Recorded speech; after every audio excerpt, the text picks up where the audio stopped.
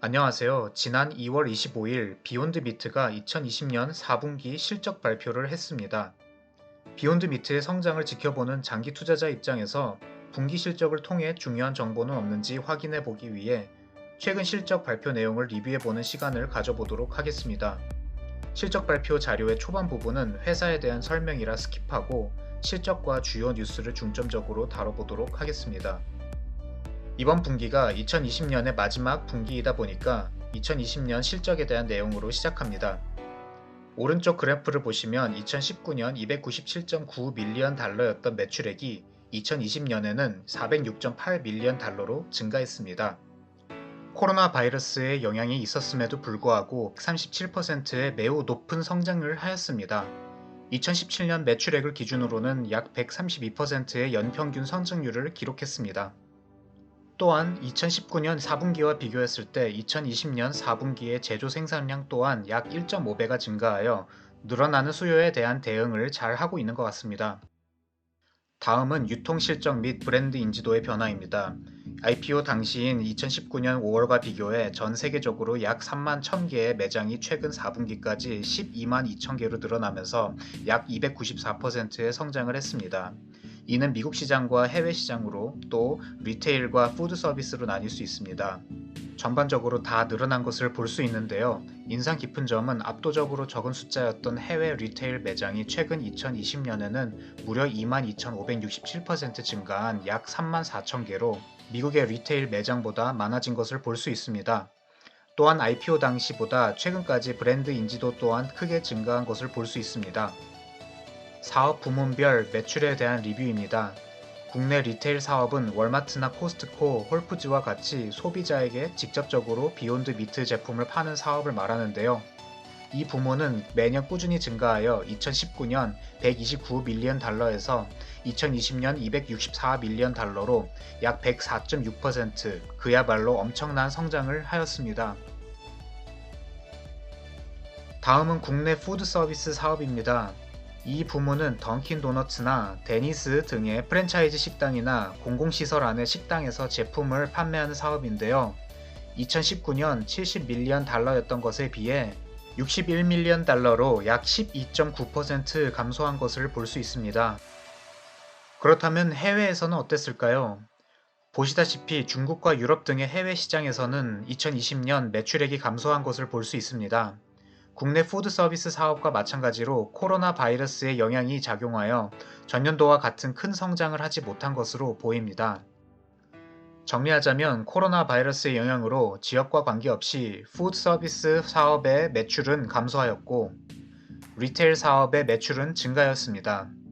미국 내의 경우 리테일 사업이 푸드 서비스 사업보다 높은 비중을 가지고 있어 리테일 매출의 증가 실적이 푸드 서비스 매출의 감소 실적을 상쇄시켰습니다. 반면 해외의 경우 푸드 서비스 사업이 상대적으로 높은 비중을 차지하고 있기에 리테일의 증가폭이 푸드 서비스의 감소폭보다 작아 전체적으로 해외 매출의 감소로 이어졌습니다. 다음은 파트너십에 대한 주요 성과입니다. 보시는 것과 같이 스타벅스, 맥도날드 등 대중들에게 인지도 있는 회사들과 지속적으로 파트너십을 체결하고 있습니다. 이는 분명 매출 증가에 기대가 되는 부분입니다. 파트너십 체결과 관련하여 실적 발표 자료에는 없는 내용이 있는데요. 당일 현장에서 CEO 이슨 브라운이 발표하여 기사로도 많이 나온 내용을 소개해드릴까 합니다. 주된 내용으로는 맥도날드 그리고 연 브랜드와 파트너십을 체결했는데 이는 전부터 계획되어져 왔으며 아직 세부 사항을 공개할 단계는 아니라고 합니다. 연 브랜드는 참고로 KFC, 피자헛, 타코벨 등의 회사를 소유하고 있는 기업입니다.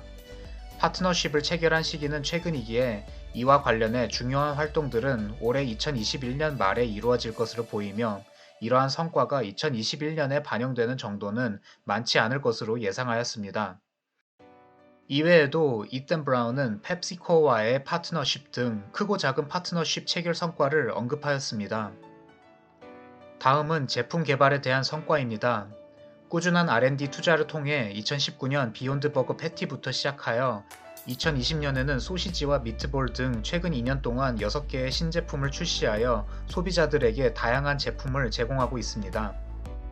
다음은 해외 성과입니다.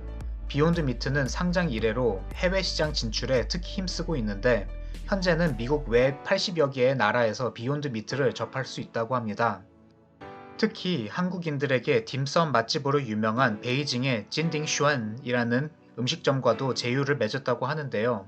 비욘드 미트를 사용한 정기 메뉴가 출시되어 베이징 18개 지점에서 제공하고 있다고 합니다. 또한 중요한 성과로서 새롭게 확보한 해외 생산시설에 대해 언급하였는데요. 유럽 시장을 겨냥하여 네덜란드의 생산시설을 새롭게 확보하였고, 중국에서는 지아싱의 Jiaxing Economic and Technological Development Zone, 줄여서 JXEDZ라는 이름의 대규모 생산시설을 확보하여 두 시설 모두 2021년 상반기에 가동 예정이라고 합니다. 다음은 2020년도 4분기 실적에 대해서 살펴보도록 하겠습니다. 앞서 얘기했듯 지난 2019년 4분기 대비 매출액은 3.5% 정도 증가하였습니다. 매출에서 원가를 제외한 금액인 매출 총이익의 경우 작년 동기 대비 24.2% 감소하였고, 순손실을 보면 24.5 밀리언 달러로 실적이 굉장히 좋았던 작년 동기 대비 큰 감소를 하였네요. 추가적으로 발표자에 따르면 코로나로 인해 제조 간접비가 늘었다고 하는데요. 이 일시적 비용 증가를 무시한 보정 순손실도 21.4 밀리언 달러로 큰 차이는 없어 보입니다. 왜 이번 분기에 이렇게 손실이 커졌을까요? 보시는 그래프는 작년 4분기부터 매출 및 순이익입니다. 발표자에 따르면 이번 분기 손실 확대에 대해 4가지 정도의 이유를 제시하고 있습니다. 장기적 성장을 위해 직원 수를 늘렸고 주식 기반 보상도 증가하였다고 합니다. 그리고 마케팅에 대한 비용과 국외 사업 확장을 위한 많은 투자가 이루어졌다고 합니다. 마지막으로 연도별 지출 비용에 관련된 내용입니다. 왼쪽에 보시면 매출 총이익률은 18년 20%에서 19년 33.5%로 크게 증가된 이후 2020년에도 비슷하게 유지하고 있음을 볼 수 있습니다. 오른쪽은 영업 비용인데요. 우선 SG&A, 즉 판매 관리비가 19년 80 밀리언 달러에서 20년 140 밀리언 달러로 늘었습니다. 비욘드 미트는 이 비용 증가에 대해 장기적 성장을 위한 투자로 인한 것으로 설명하고 있는데요. 유럽과 중국 등에서의 국외 사업 확장을 위한 투자 비용이 반영되었고 IT 인프라 등에도 많은 투자가 이루어졌다고 합니다. 그리고 연구 개발비도 21 밀리언 달러에서 32 밀리언 달러로 약 34% 증가하였는데 이는 매출의 약 7.8%로 굉장히 높은 편입니다. 각종 비용 감소와 제품 경쟁력 향상을 위한 비욘드 미트의 노력이 지속되고 있음을 알 수 있습니다. 추가적으로 발표가 끝난 후 현장에서 질의응답 세션이 있었는데요. 그중 중요하다고 생각되는 몇 가지만 소개해 드릴까 합니다. 버스틴의 애널리스트인 알렉시아 하워드는 비욘드 미트의 경쟁사가 4분기 말부터 푸드 서비스 부문의 가격을 인하한 사실을 언급하면서 이에 대해 어떠한 입장인지를 묻습니다. 이에 대해 이센은 경쟁사의 가격 인하에도 불구하고 1위 브랜드 자리를 지켜낸 것을 말하며 매우 경쟁력이 있다고 말했으며 비용 절감을 위해서 특정 경쟁 업체와 마진을 줄이는 방식의 가격 경쟁을 하기보다는 공급망, 생산 과정, 그리고 물류 과정에 관여하여 효율성을 높여 비용 절감을 실현시키고자 한다고 대답합니다. 이는 단기적인 가격 경쟁보다는 장기적인 접근을 한 것으로 볼 수 있습니다. 또한 윌리엄 블레어의 애널리스트인 존 앤더슨은 비욘드 버거 3.0 버전이 전의 버거에 비해 개선된 점에 대해서 물어보며 이를 어떻게 판매할 생각인지를 묻습니다. 이에 대해 이센은 특히 채식과 육식을 다하는 육식을 주로 하는 고객들에게 포커스를 맞춘다고 답했습니다.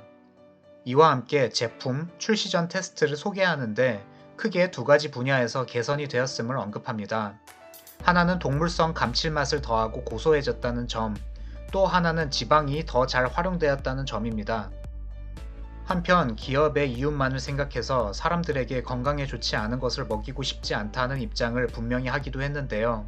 사람들이 식물성 버거를 먹을 때 마음속으로 이것이 그들에게 건강에 더 좋을 것이라고 생각을 하기 때문입니다.